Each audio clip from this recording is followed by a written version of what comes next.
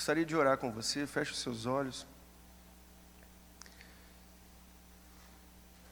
Pai, muito obrigado pelo teu tão grande amor por nós. É constrangedor, sim, Deus, o quanto o Senhor nos amou e o tanto que foi essa entrega pela humanidade, Senhor. Nós nos constrangemos em amor diante da Tua presença. E nós só podemos nos achegar a Ti por causa desse sacrifício. Nós só podemos ter um relacionamento contigo por causa do sacrifício de Jesus. Por isso nós te damos graças. Essa graça que nos alcança, imerecida graça. Imerecido favor com que o Senhor nos encontrou. E dessa forma, Deus, da mesma forma imerecida que o Senhor derrame a sua graça sobre mim nessa noite, para que eu possa transmitir algo do teu coração. E fala comigo e através de mim nessa noite, pela tua graça, Deus, imerecida. Em nome de Jesus, que cada coração aqui esteja aberto para essa semente que irá ser lançada, que ela gere frutos, Deus, para a Tua glória. Onde quer que os meus irmãos pisem, que eles levem a Tua palavra, que eles levem mais de Ti, Deus. Que eles levem essa semente e que as pessoas sejam tocadas pela Tua graça e sejam alcançadas pelo Senhor. Em nome de Jesus. Amém. Como eu estava falando, eu sou filho de missionário, filho de peixinho né? Não tem como, cara. A gente até tenta seguir um outro caminho, a gente até tenta fazer outra coisa, mas a gente fica olhando a verdade que existe na entrega e na vida dos nossos pais e a gente quer fazer isso também, a gente quer se entregar também. E eu gostaria de falar com vocês nessa noite sobre gratidão. É algo que tem me confrontado durante esses dias que estão se passando e que eu creio que irá confrontá-los também. Porque nós vivemos numa sociedade, num mundo que faz com que as pessoas sejam mais ingratas, faz com que as pessoas não estejam satisfeitas com o que elas têm e fazem com que nós coloquemos os nossos olhos naquilo que nós não temos e naquilo que nós ansiamos ter. E vivemos uma vida ansiando aquilo que nós não temos e talvez nunca teremos. Ah, se eu tivesse dinheiro para comprar aquele carro zero. Ah, se eu tivesse dinheiro para fazer isso, para fazer aquilo. Ah, se eu tivesse a sorte que o meu irmão tem. E ao mesmo tempo que tem essa ansiedade, esse desejo pelas coisas que nós não temos,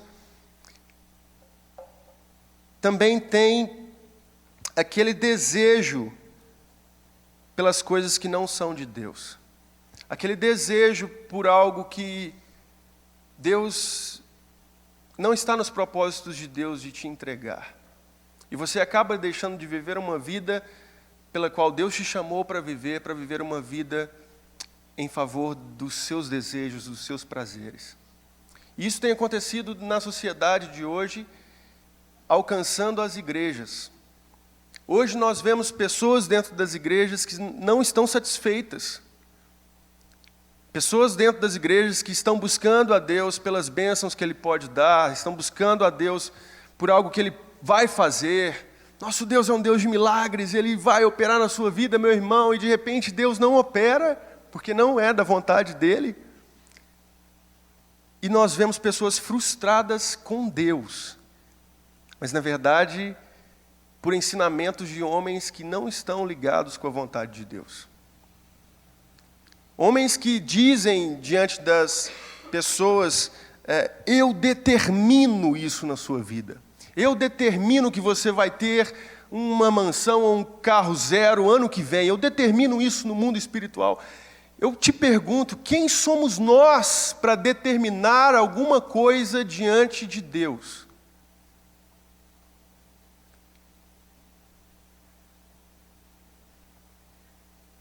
Nós somos tão fracos, tão pecadores, nós não entendemos às vezes a vontade de Deus.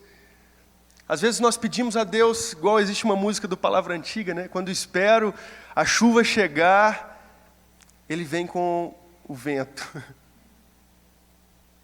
Quando espero o fogo arder, eu sinto a brisa suave. E Deus quer levar a mim e a você a um nível, como nós cantamos também nessa música, a um nível mais profundo de intimidade com Ele. A um nível de entrega. A um nível onde nós nos achegamos à igreja não para buscar algo que Ele pode fazer para nós. Não além disso, não está errado você buscar isso também. Mas algo além de nos achegarmos aqui com a gratidão no coração do que Ele fez. Porque se o verdadeiro discípulo, se um discípulo de Jesus não estiver satisfeito, completamente satisfeito com a obra da cruz, ele não entendeu realmente o que é ser discípulo, ele não entendeu realmente o que Jesus fez por nós na cruz. Nós vemos pessoas dentro das igrejas hoje que não estão satisfeitas com a obra da cruz. Pessoas que querem mais.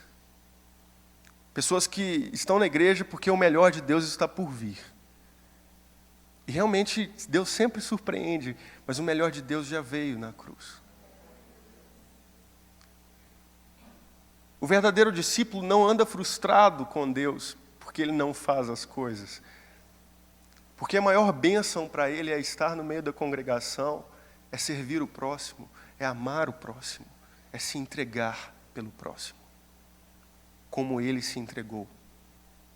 Aquele que segue Jesus tem que estar disposto a tomar a sua cruz e a negar a si mesmo, a deixar os seus prazeres, não buscá-lo pelo que Ele pode fazer, as bênçãos que Ele pode dar.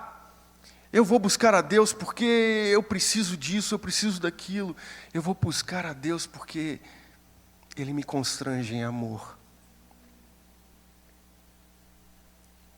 Irmão, se você não quer ser um crente frustrado, andando por aí, vagando pelas igrejas, visitando aqui, visitando ali, não sabe onde é que fica, e aí você de repente recebe uma palavra dessa e anima o seu coração, e você fica grato a Deus, mas de repente as contas começam a chegar, de repente você perde um ente querido, de repente você tem algumas frustrações que acontecem na vida de todos nós, e aí você começa a se desesperar e falar: que Deus que é esse que eu estou servindo? O Deus do meu irmão deu um carro zero para ele e para mim não. Se você busca a Deus pelo que Ele pode fazer por você, você ainda não está no nível de discipulado que Deus quer te levar. Porque esse nível não é baseado naquilo que Deus vai fazer na sua vida, mas baseado no que Deus vai fazer através da sua vida. Você pode continuar vivendo a sua vida buscando isso e se frustrando. Mas Deus quer te levar a lugares muito mais altos de intimidade, onde ninguém ainda foi. E isso tem que gerar gratidão no nosso coração. Em tudo que nós formos fazer, temos que ser gratos. E tudo que Deus vai fazer através de nós é graça. Ele já fez tudo que nós precisamos lá na cruz. A obra da cruz tem que satisfazer as nossas vidas. Assim como satisfez a vida dos discípulos. Tem um filme muito bom que eu indico para vocês que chama A Ressurreição. Não sei se você já assistiu esse filme. Se não assistiu, assista, é muito bom. É como se um ateu estivesse presenciando a ressurreição de Jesus, na época da ressurreição. Ele é um soldado romano e ele começa a perseguir os cristãos para tentar achar o corpo de Jesus. A história se baseia nesse fato. E, de repente, esse soldado romano começa a interrogar um discípulo, se não me engano é o Bartolomeu, e ele se achega diante do discípulo e ele fala assim, olha, você já viu alguma crucificação? E Bartolomeu fala, não, eu não vi. Então, se você não viu, se você não me contar o que você fez com o corpo de Jesus, você vai ser crucificado. Aí ele pega um prego e joga e começa a ameaçar Bartolomeu. Se você não contar onde Jesus está, onde o corpo de Jesus está, onde os outros discípulos estão, eu vou te crucificar. E Bartolomeu, com um sorriso angelical para aquele soldado, né? Ele vira para aquele soldado e fala, eis-me aqui, por favor, se você quiser me crucificar, vai ser uma honra para mim. E você vê nos discípulos daquela época, naquele momento, um fato que é histórico, que está na Bíblia também, os discípulos se entregando e se sentindo honrados por sofrer por Cristo, porque a obra da cruz já é a satisfação deles. Eles se sentem satisfeitos com a obra da cruz. Eles se sentem gratos por tudo o que eles passarem. E quando eu vejo histórias assim, eu olho para a minha vida e eu falo, poxa, eu preciso tanto melhorar em gratidão a Deus. Eu preciso aprender o segredo de estar contente em toda e qualquer situação. Como Paulo disse em Filipenses, a partir do capítulo 4, a partir do versículo 10, ele começa dizendo, eu aprendi o segredo de estar contente em toda e qualquer situação. E nós temos que aprender isso todos os dias. Voltarmos o nosso coração para Deus em gratidão. E olharmos as circunstâncias não como algo que está fora do controle de Deus, mas algo que Deus está no controle e Ele está permitindo que nós passemos para um propósito, e o propósito é glorificar o nome dEle em qualquer situação nas nossas vidas. Seja por perda, seja por renúncia, seja por sofrimento, seja por vitórias, glórias, em qualquer situação. Eu quero que você abra a sua Bíblia em Mateus 11, versículo 41.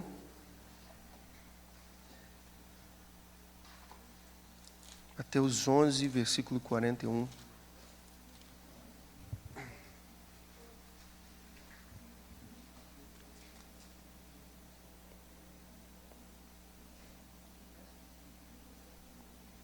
Perdão.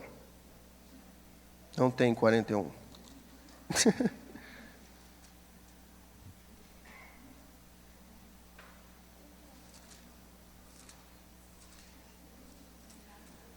E onde você está?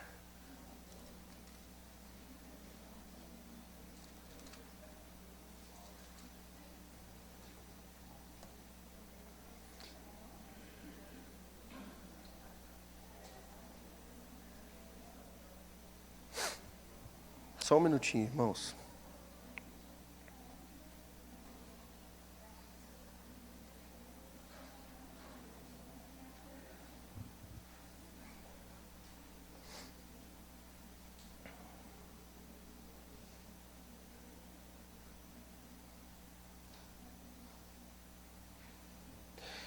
É João 11, 41. Não é Mateus, não.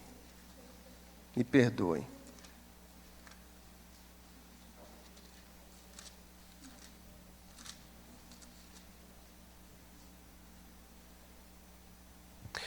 João 11, 41. Diz, tiraram então a pedra e Jesus, levantando os olhos para o céu, disse, Pai, graças te dou porque me ouviste. Aliás, eu sabia que sempre me ouves, mas assim falei por causa da multidão presente, para que creiam que tu me enviaste. Nós passamos pela Bíblia e vemos alguns versículos onde Jesus agradece, e em todo momento ele está agradecendo ao Pai por alguma coisa. Nas suas orações, ele sempre começa agradecendo a Deus pela situação. E nessa situação, Lázaro havia sido morto. Lázaro era um amigo de Jesus, irmão de Marta e Maria, e ele tinha sido morto havia 4 dias. Aparentemente, algo impossível de se acontecer seria se Lázaro ressuscitasse. E a esperança daquelas pessoas que estavam ali já tinha sido acabada. Tanto que Marta se chegou até Jesus e falou assim, olha, está acabado. Ele já morreu, você chegou atrasado. E Jesus sabia que aquela morte, tanto que no momento que Lázaro morreu, Jesus virou e disse, isso é para a glória de Deus. Esse momento, Jesus sabia que era para um propósito específico. Era para glorificar a Deus. E ele começa a sua oração nessa história, nesse acontecimento que marcou a vida daquelas pessoas e marca a vida de pessoas até hoje. Lázaro morreu e Jesus dá graças. Pai, obrigado. Obrigado porque o Senhor sempre me ouve. O Senhor sempre me escuta. Geralmente nos velórios nós encontramos pessoas desesperadas. E é difícil você agradecer a Deus quando você perde alguém. Na maioria das vezes nós iríamos, e o normal seria, por que Deus que o Senhor nos levou essa pessoa tão querida? Por quê? Por quê? Eu não entendo. Um princípio de um coração grato a Deus é de que Ele tem o controle sobre todas as coisas. E Ele permite certas coisas acontecerem. Ressuscitando ou não, Ele continua sendo Deus. Curando ou não, Ele é Deus e Ele tem um propósito. E eu quero entender esse propósito. Esse coração voltado para Deus, nessa motivação, faz com que nós agradeçamos a Ele por todas as coisas. Meu pai conta que a vida dele, o pai dele, meu avô, não era cristão. E o sonho do meu pai era que ele se convertesse a Jesus. E faltando 2 meses para ele morrer, meu avô morrer, ele se converteu. E a alegria do meu pai era incrível. E no velório, quando meu avô morreu, as pessoas diziam que iam consolar meu pai e saíam consoladas. Porque havia um sorriso no coração do meu pai, dizendo, obrigado, Deus, porque eu vou encontrar com Ele um dia. Obrigado, porque a morte não é o fim, mas é um princípio de uma vida eterna com Deus, e eu vou encontrar com Ele um dia. Eu não vou estar separado dEle, eu vou estar lá com Ele. Parecia loucura, mas era algo realmente verdadeiro no coração do meu pai. Não era um fingimento, era algo concreto na vida dele, tipo, eu vou encontrar com Ele. Obrigado.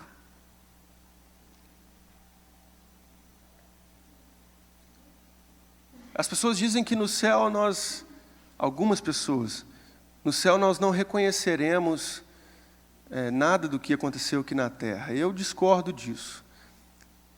Porque eu acho que nós lembraremos e nós estaremos num nível espiritual tão grande que até as pessoas que não estão lá, que estão no inferno, julgadas por Deus, nós entenderemos o juízo de Deus e glorificaremos o nome dEle.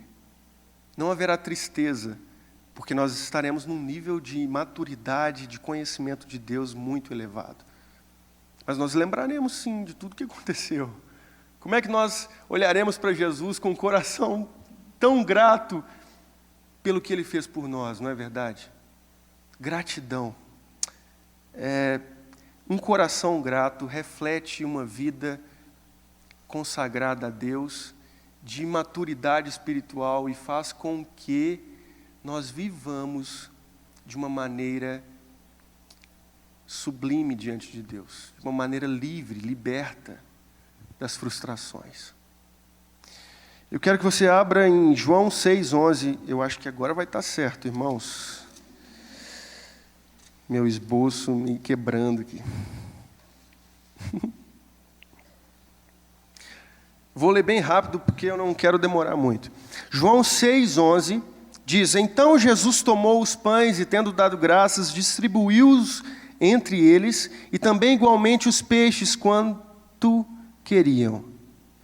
E quando já estavam fartos, disse Jesus aos seus discípulos: recolhei os pedaços que sobraram, para que nada se perca.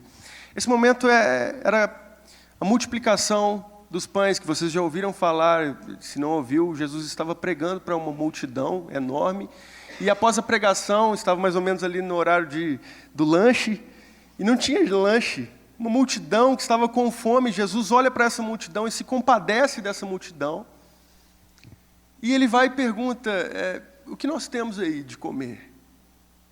E um discípulo vira e fala assim: Deus, para essas milhares de pessoas, a gente tem 5 pães e 2 peixes.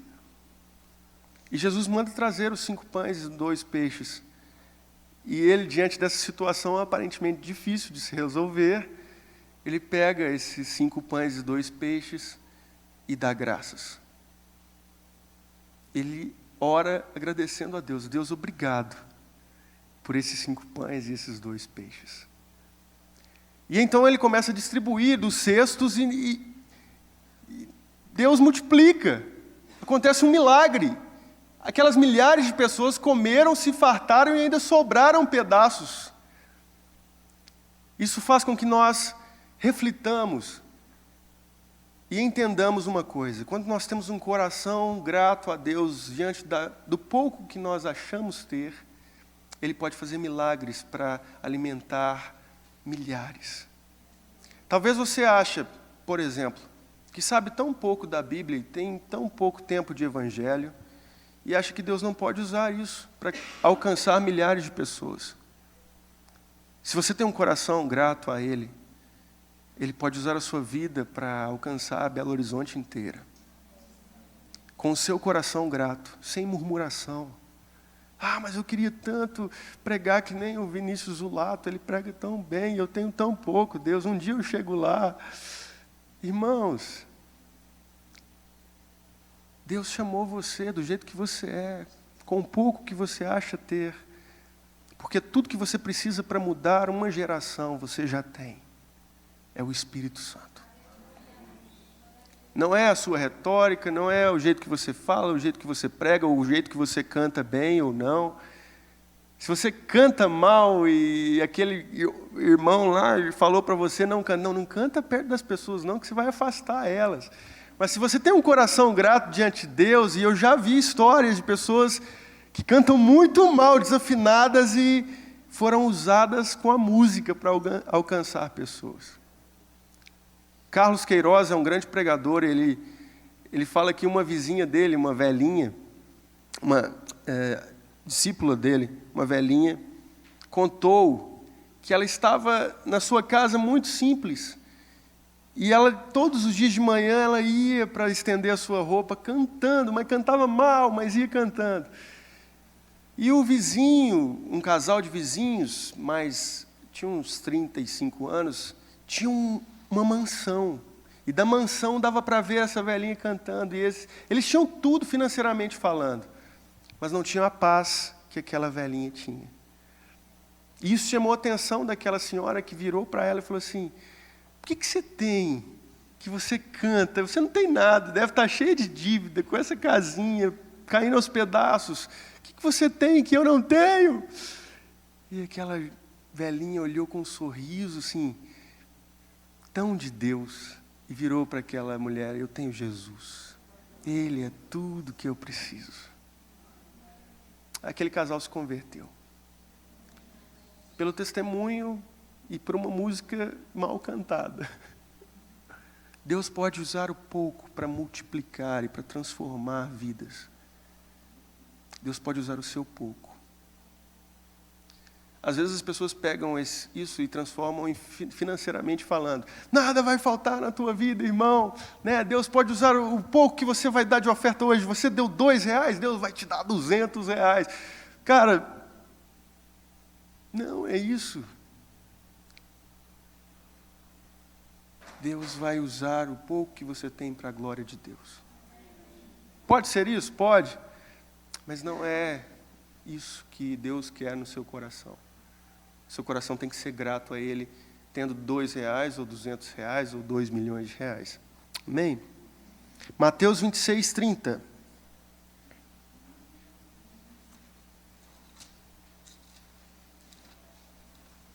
Já estou terminando, viu, irmãos? Só falta mais umas 3h30 para a gente acabar essa reunião abençoada. Mateus 26, 30.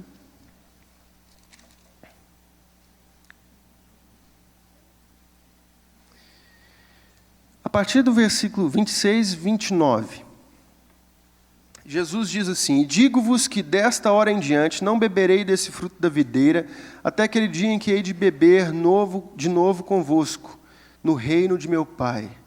E tendo cantado um hino de graças, saíram para o Monte das Oliveiras.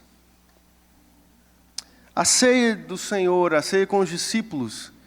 E essa ceia, todas as vezes que Jesus pega o pão e ele reparte o pão, a palavra diz que ele dá graças. Obrigado, Deus. Obrigado, Deus, porque esse é o meu corpo que é entregue por vós.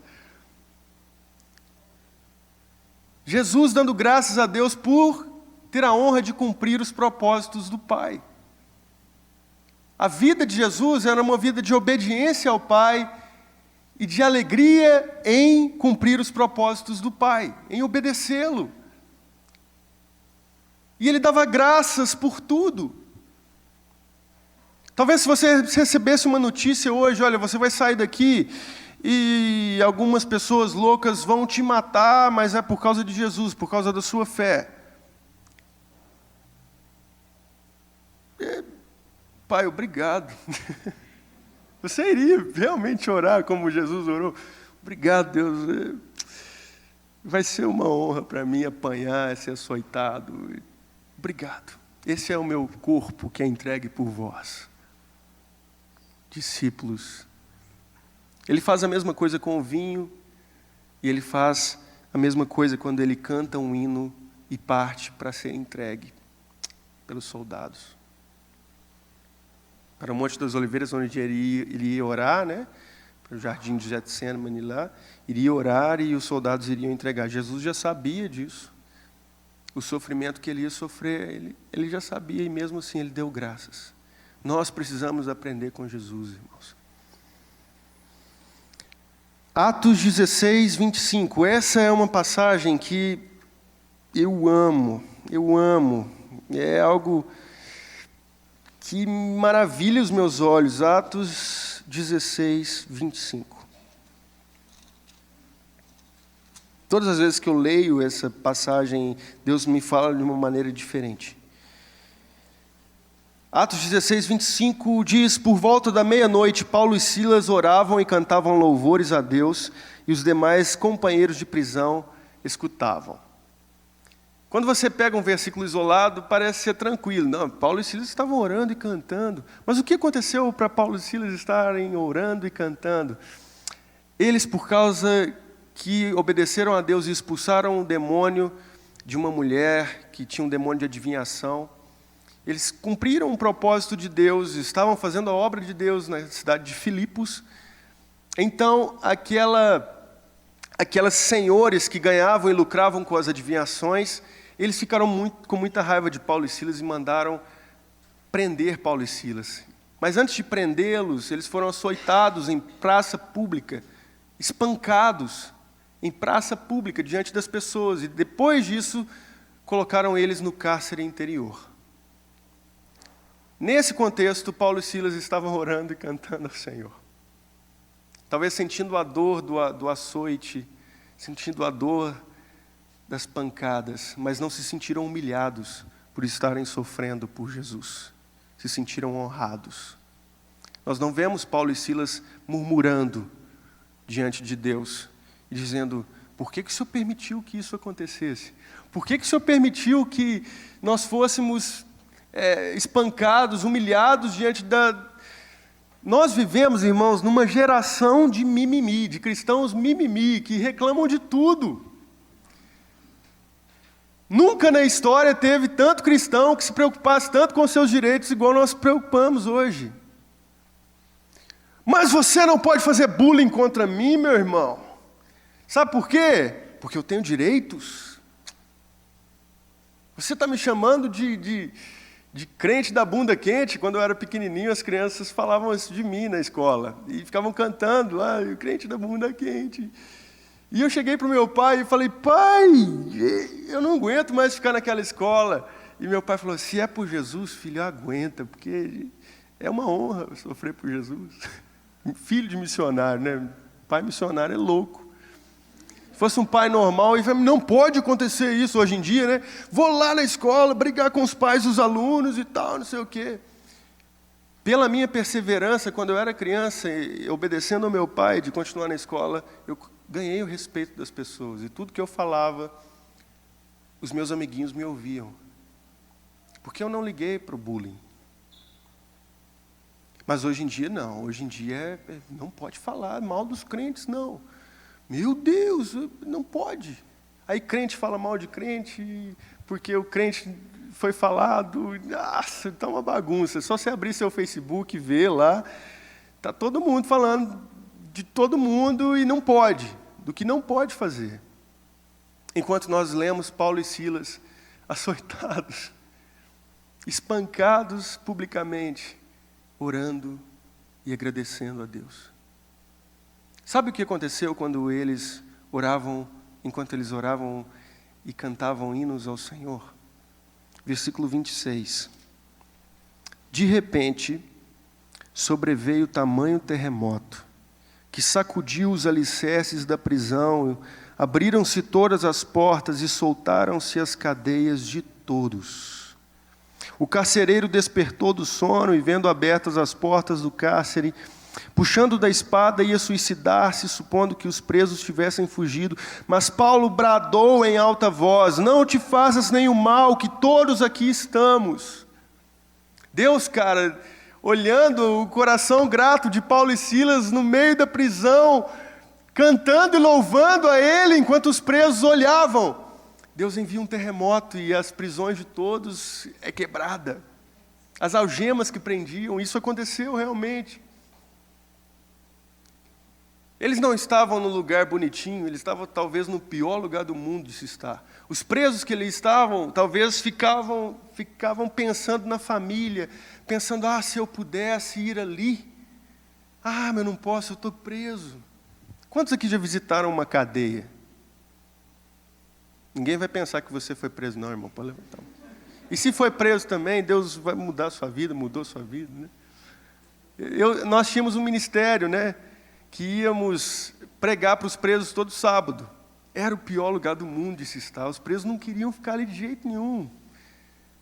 As cadeias fechadas, os presos já davam um jeito de fugir. Imagina nessa situação. As cadeias abertas. Naquela época, se um carcereiro ele deixasse um preso escapar, ele teria que pagar com a sua própria vida. Por isso que o carcereiro olha para as prisões abertas e ele saca da espada e fala assim, eu vou me matar, porque não tem nenhum preso ali. E de repente Paulo, lá do fundo da prisão, vira e grita, não faça isso com você, porque nós todos estamos aqui, ninguém fugiu. Sabe por que ninguém fugiu?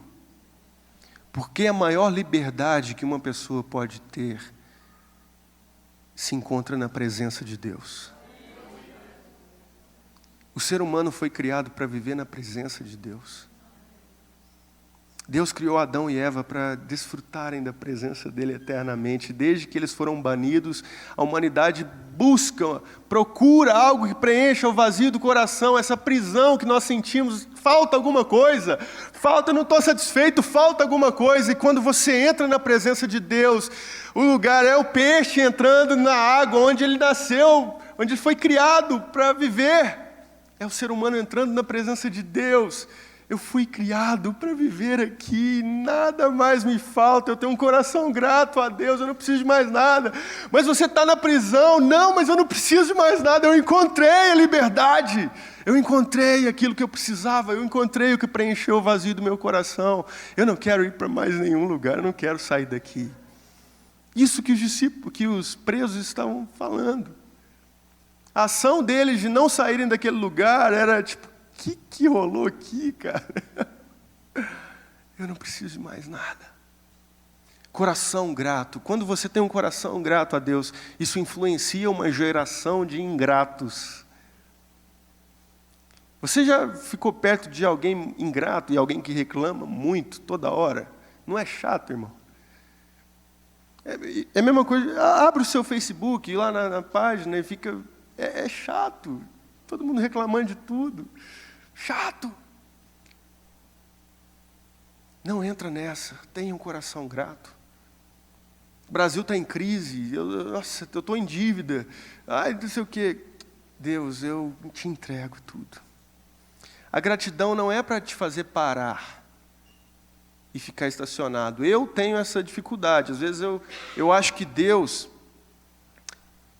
Eu tenho que ser satisfeito em tudo, e às vezes, né, amor, eu paro e não busco fazer nada a mais, sabe? Não, eu já tenho tudo que eu preciso. Deus não. Deus tem me confrontado nisso.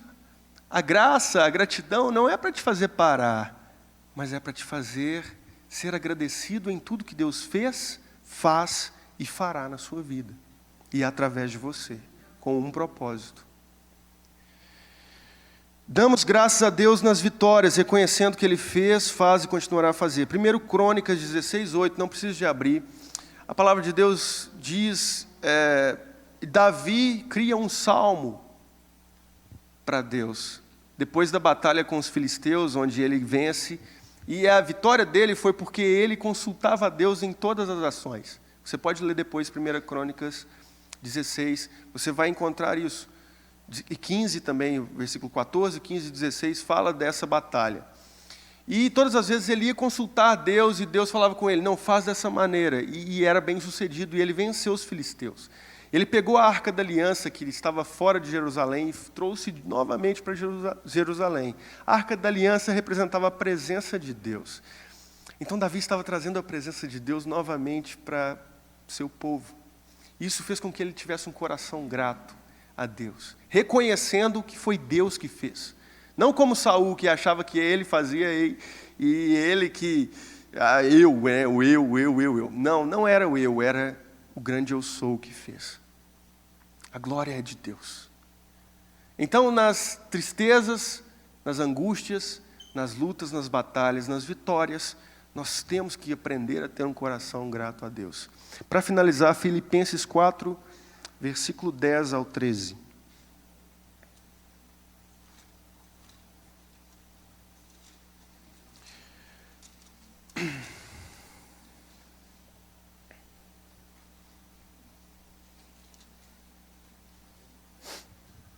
Filipenses 4, 10 ao 13 diz: Alegrei-me sobremaneira no Senhor, porque agora uma vez mais renovastes a meu favor o vosso cuidado, o qual também já tinhais antes, mas vos faltava oportunidade. Digo isso não por causa da pobreza, porque aprendi a viver contente em toda e qualquer situação.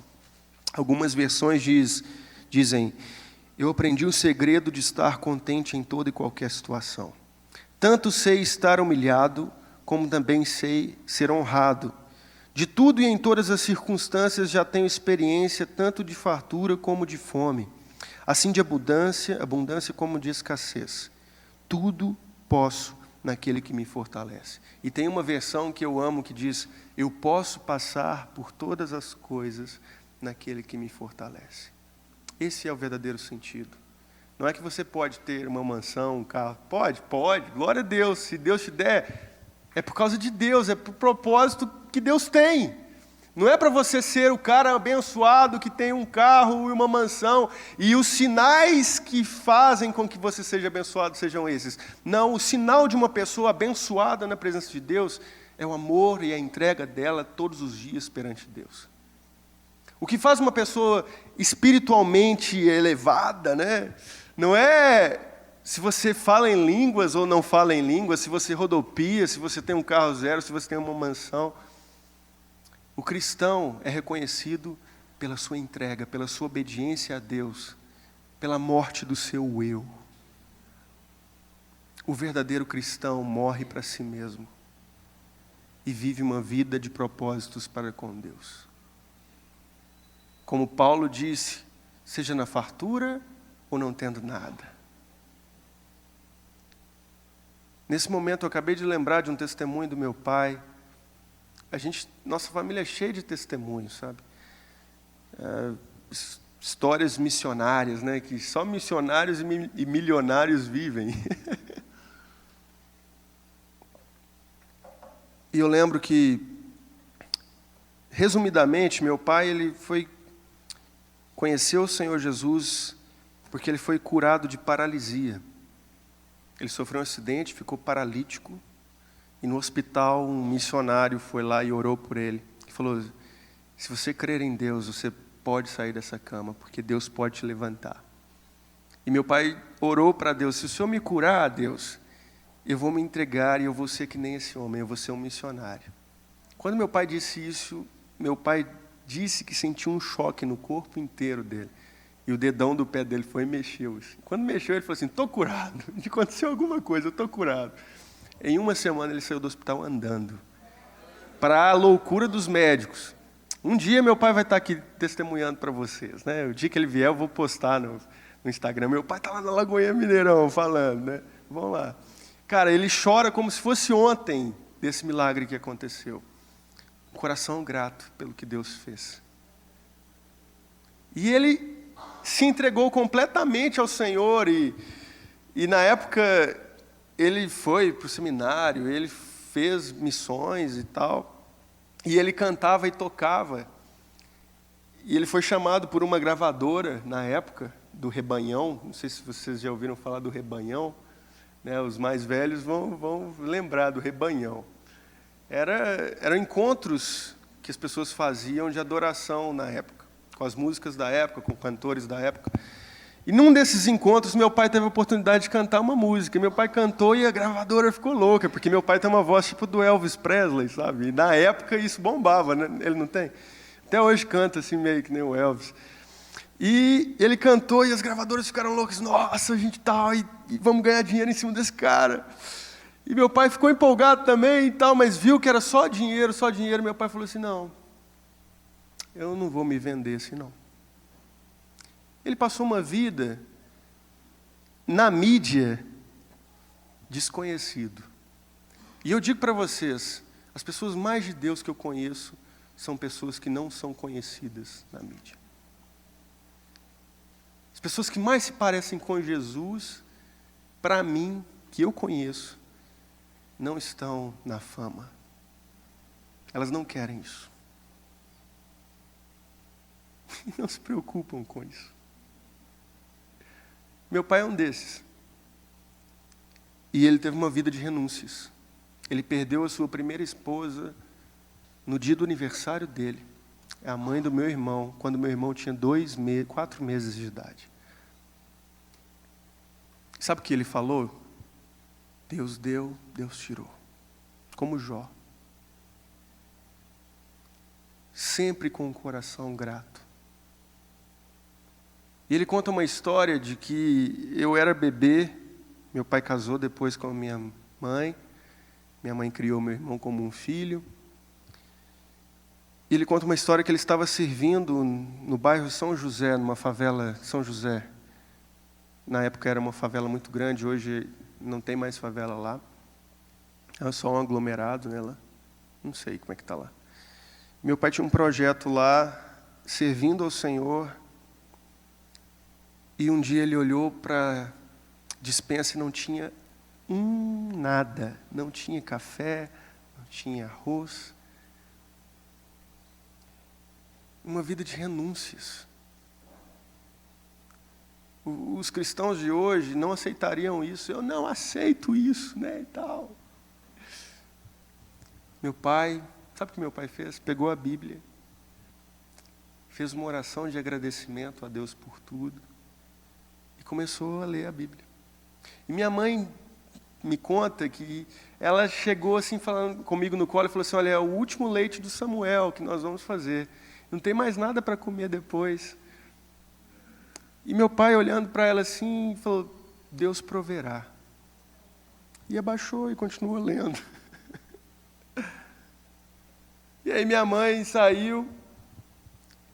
Voltou depois de 5 minutos e falou assim: pois é, a mamadeira do Samuel acabou, já era, porque mulher é mais angustiado com essas coisas, ainda mais com o filho no colo, cara, é desespero, né?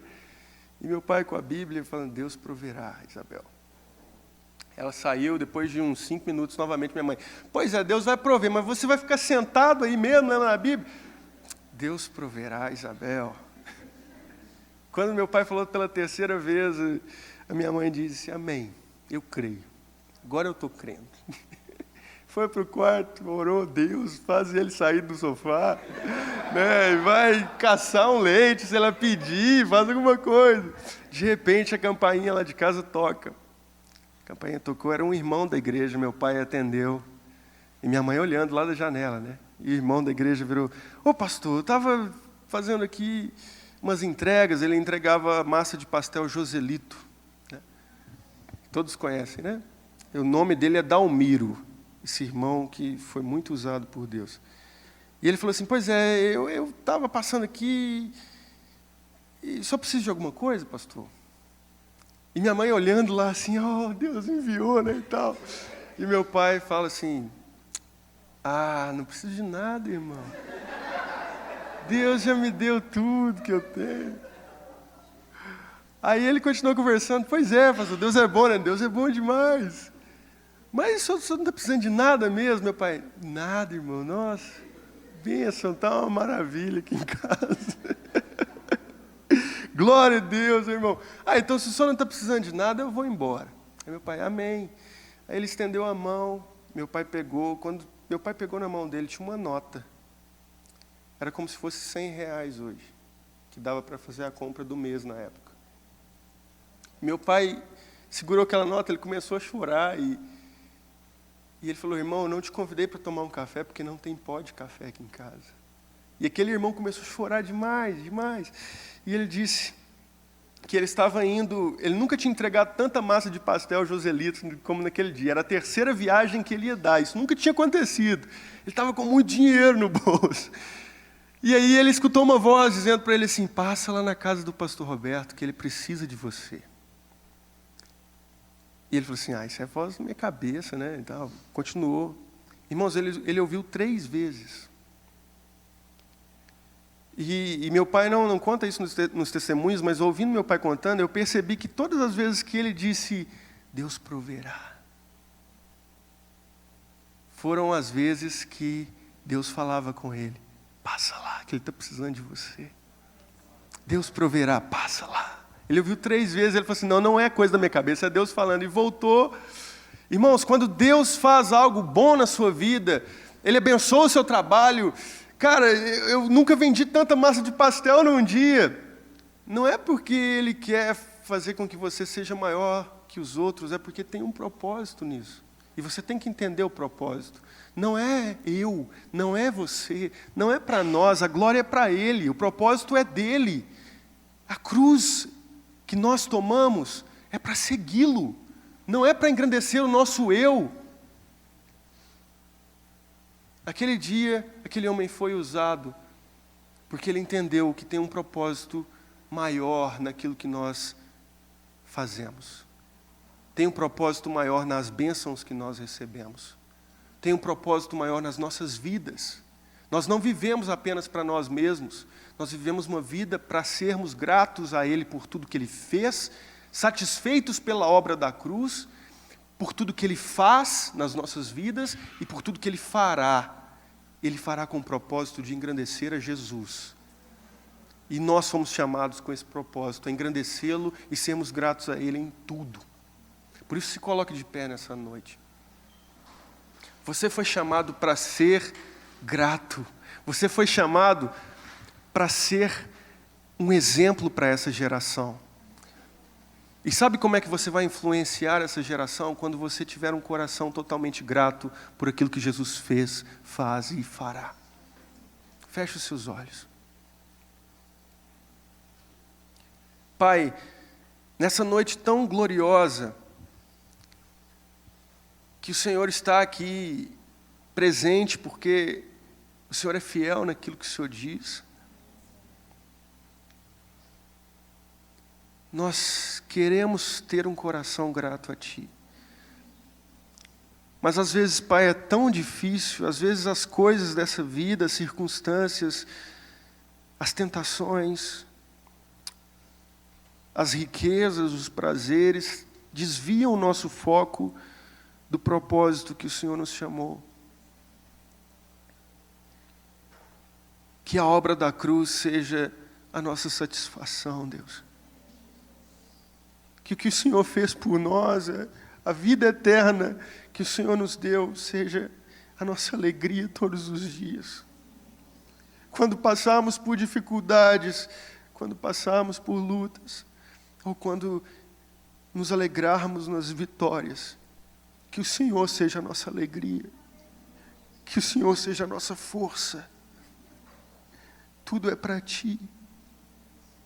Por isso, cada vida que entrou aqui nessa noite, Pai, a começar por mim, pela minha esposa, pelo filhinho que está ali no ventre, que sejamos tocados pelo Teu poder, não para mostrar para as pessoas o quão abençoados somos, Deus, mas para amá-las, para servi-las, engrandecendo assim o Teu nome, obedecendo a Tua vontade. Nós precisamos aprender o segredo de estar contente em toda e qualquer situação, assim como Paulo disse, e esse segredo é nos lembrarmos da cruz, Deus. Nos lembrarmos que tudo que nós precisamos está na cruz, foi liberado na cruz. E o Senhor ressuscitou para a nossa justificação e nossa alegria. Nos alegremos em Ti todos os dias, Pai. Em nome de Jesus.